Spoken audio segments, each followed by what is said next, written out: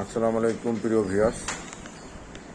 একটা রোগী ভালো হলে আরেকটা রোগী কিভাবে টেনে নিয়ে এসে তারই নমুনা। আপনার কি সমস্যা ছিল যেন? কবজের এখানে টিউমার ছিল, এখানে টিউমার ছিল। আপনি অপারেশন করছিলেন? কয়বার অপারেশন করছিলেন?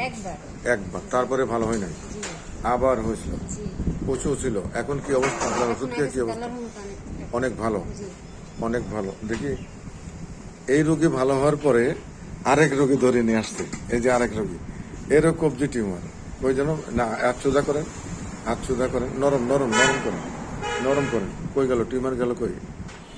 খাড়া করেন, নাহলে বোঝা যাচ্ছে না। এই যে, এই যে টিউমার, এই যে টিউমার এখানে, এই যে এখানে টিউমার। এখন এই রোগী ভালো হওয়ার পরে এই রোগী ধরে নিয়ে আসছে, তাই তো? নাম কি? তাসলিমা। কোথায় বাড়ি? কোথায়? শিবচর। আর আপনার বাসা কোথায় যেন? আপনার বাসায় শিবচর। হ্যাঁ। আপনার ফ্যামিলি তো অনেকেই চিকিৎসা নিচ্ছে মনে হয় এখন। কে কে ওষুধ খাই? শ্বশুর, স্বামী, আমি। কেমন আছে ওরা? কেমন আছে সবাই? জি, আলহামদুলিল্লাহ। ভালো আছে, আলহামদুলিল্লাহ। এখন প্রথমে যে শিউলির দেখালাম, এই শিউলির কি ওষুধ দিছিলাম? এখানে টিউমার অপারেশন হওয়ার পরে ওনার একমাত্রা থুদা দিয়েছিলাম, কিন্তু তারপরে রুটা দিয়েছিলাম, রুটা 10M।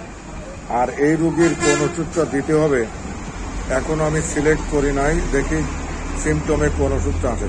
এটা শুধু কবজি বাঁকা করলেই বোঝা যায়, তাছাড়া বোঝা যায় না।